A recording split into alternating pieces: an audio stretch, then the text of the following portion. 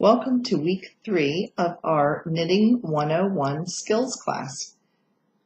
Last week we learned the knitting stitch, and today we are going to learn the purl stitch, which is the absolute reverse of the knit stitch. And the two combined can create many different patterns just by changing the order that they are created in. Today we're going to create stockinette stitch, which is a combination of the knitting and the purl. So in order to do that, let's compare the different stitches. This is what you would have knit last week.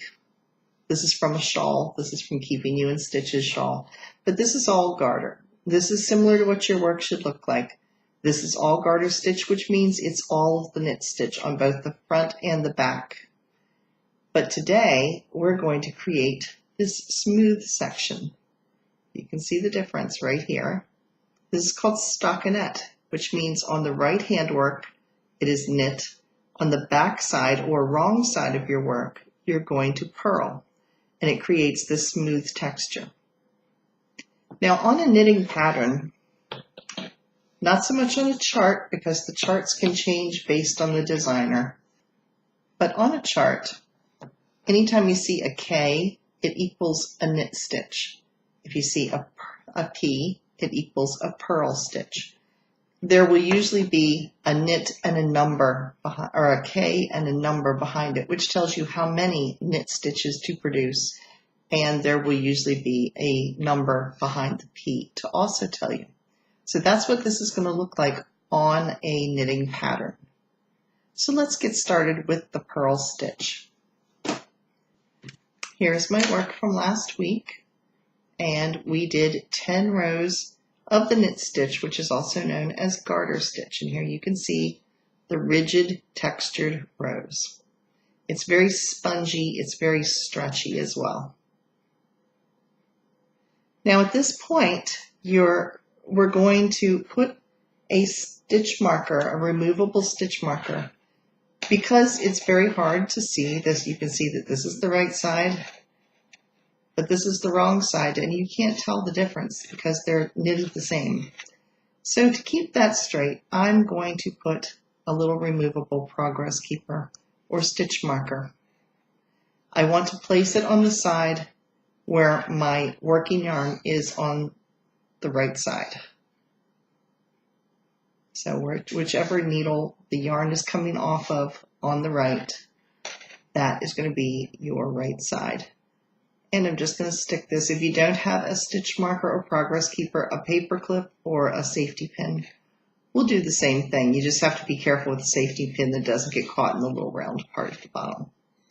So there you can see that I have a stitch marker. So I always know this is my right hand side. This is the side that's going to face out that people are going to see. All right, let's get started with the purl stitch. We have our stitch marker marking the right side.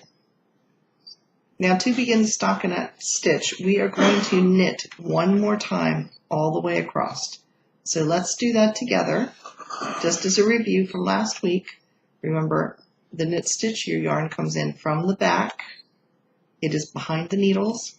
You go up through the bottom of the loop, around the back and between the two needles, and the left needle goes over top of the right. Again, up through the bottom loop, around, and then the left goes over the right. Now let's do this all the way across our stitches.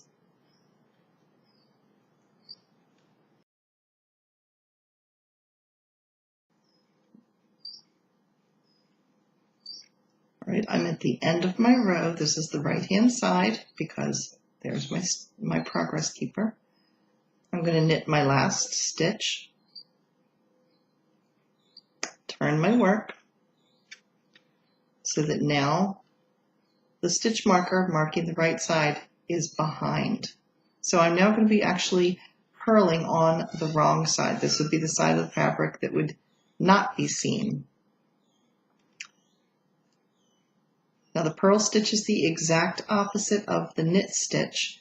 So whereas with knitting, the yarn came in from behind the needles, this time you're going to move the yarn in front. So you're going to put both needles here, move your yarn in front of you.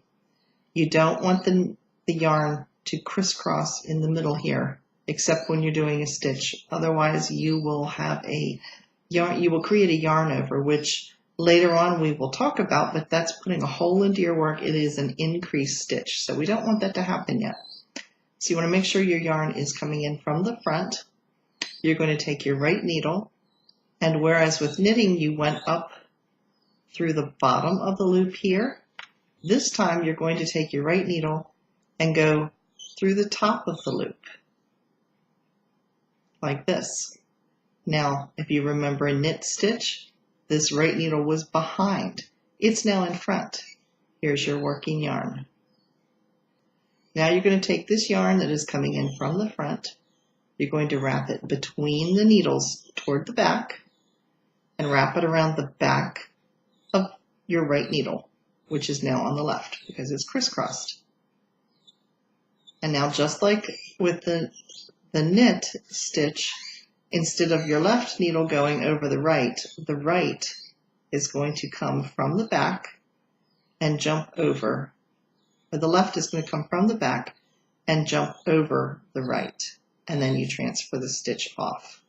So let's do that again. The right needle goes in the top part of the loop.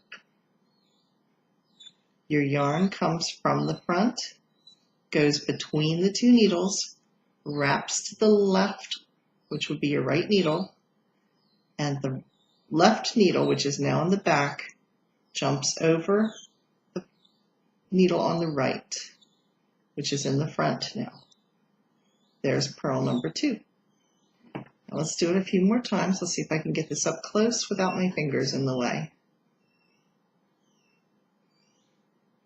Going through the top part of the loop. Here's your yarn moving through and around.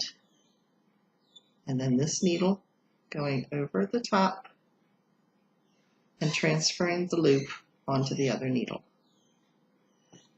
Let's do it a few more times.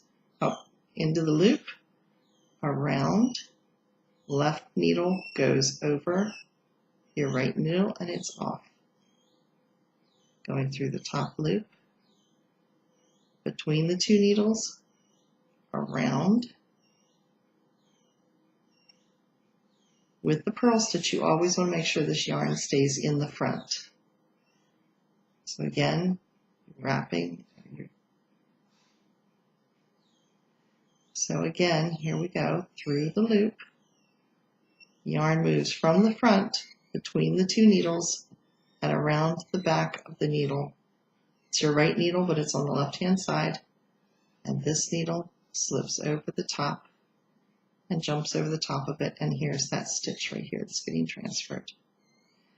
Let me do this a few more times at a regular pace.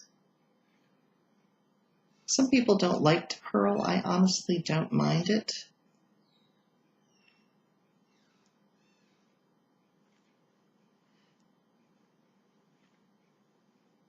So we are going to pause and I am going to purl to the end of this row and then we'll show you what to do next.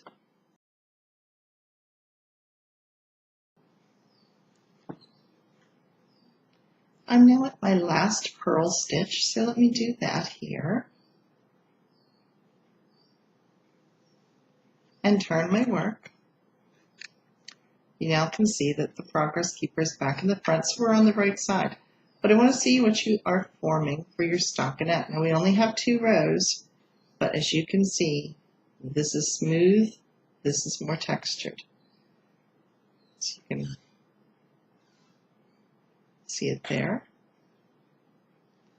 Now your assignment for this week, you've done 2 rows in the stockinette. Your next row is going to be knit. So all of your right-hand sides, any that have the stitch marker, you're going to knit. Any of the sides that do not have the stitch marker, you're going to purl. And you're going to do this for an additional 14 rows. So you're going to have 7 more rows of knit, 7 more rows of purl. So you will knit purl 7 times. So all total, when you finish, you should be able to count your rows up and have a total of 16.